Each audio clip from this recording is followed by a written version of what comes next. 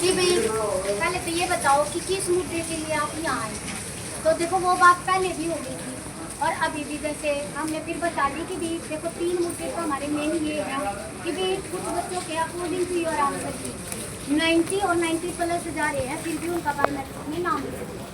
फिर दूसरा मुद्दा ये है कि जो क्राइटेरिया आपने जनरल का SC का जो भी रखा था उसके हिसाब से भी जिन बच्चों के नंबर बने उनका भी नहीं। तीसरी बात यह है कि जो आंसर की रिव्यू करने के लिए बोली गई थी वो आंसर की आपकी रिवाइज नहीं है, वो वैसी ही है जैसी पहले थी। गलत क्वेश्चन के भी ना उसमें ऑप्शन दिए गए हैं, ग्रेस मार्क्स नहीं मिले हैं। हर सब्जेक्ट को उठा करके 2-2, 3-3 ग्रेस मार्क्स दिए। फिर सबने कहा कि आपको क्या पता, हमने 2-2, 3-3 दिए हैं।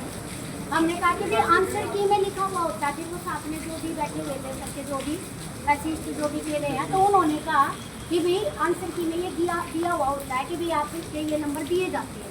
बोले अच्छा ठीक है। तो मैं कहा सर ऐसे हर सब्जेक्ट को ऐसे ही मिले हमारे, मतलब PGT जो भी है। और मैं कहा जो आंसर की में गड़बड़ है उसका तो कोई सोल्यूशन ही नहीं है। वो तो आंसर की में आपने ठीक क्वेश्चन होते हुए, ठीक उसके ऑप्शन होते हुए और आंसर की में आंसर ही गलत कर दिया। और ऐसे भी क्वेश्चन कम से कम भी 8-10 मान के चलो।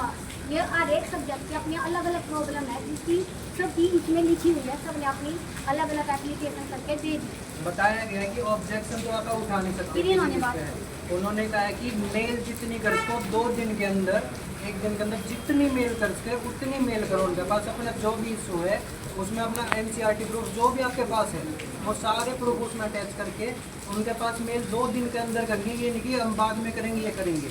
तो उसके अंदर जितना होगा वो सारा ये 1 हफ्ते के अंदर वो निकाल लेंगे। फिर एक कमेटी जो इन्हें बिठा रखी है वो बिठाए रखेंगे, उसके बाद वो काम प्रोसेस शुरू करेंगे। उसके बाद वो सारा बायोमेट्रिक जो है अपना, मान लो बायोमेट्रिक वो कह रहे हैं कि बायोमेट्रिक तो ये होगा, ये नहीं होगा कि ये कैंसिल करके रिजल्ट भी नहीं होगा चेंज। मैं बता दूं भाई, इसकी जो रिजल्ट चेंज वाली जो बात है ना, उसके एक सिंपल प्रोसेस जो है, जो ही बायोमेट्रिक और ये जो रिजल्ट आ रहा है उसके अकॉर्डिंग चल रहा है प्रोसेस। जितनी मेल कराएंगे आपको और जितनी एप्लीकेशन सर के पास जाएंगी, चाहे सेक्रेटरी के पास से जाओ चाहे चेयरमैन सर के पास से जाओ, वे 3-4 दिन में जितने जाएंगे उनको सारी इकट्ठा करके एक कमेटी बैठा के दोबारा तो उसकी जांच करवाओगे। मतलब जो अपन एक एप्लीकेशन देखिए मैंने मेंशन करके आवाज की थी, जितनी भी एप्लीकेशन आ रही है ना सर, एक को काम होना चाहिए। यह बात बिल्कुल और पाँच से भी यह बात कह जाएगा। और दूसरी यह बात है कि जो जब हमारा नंबर आने चाहिए थे और हमारी बायोमेट्रिक नहीं हुई, बोर्ड 3 मौके दे हुए हैं, एक मौका और देगा जो छिंटेंगे और उसका जो जिसका क्लियर होगा ना तो उसमें बाद में कंसीडर कर लेंगे।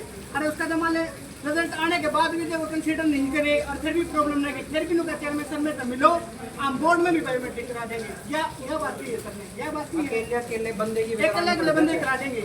बायोमेट्रिक की ऐसी बात है भाई, जो रिजल्ट आएगा ना, जैसे फाइनल रिजल्ट आएगा उसके बाद बायोमेट्रिक वो करेंगे, ऑनलाइन देंगे। जिसको अपनी निकलवानी तो ऑनलाइन अपनी कर लेना और अपनी जो आंसर की है ना खुद की ID से लॉगिन करके रख लो। अभी से आंसर की रख लो, बायोमेट्रिक आ जाएगी।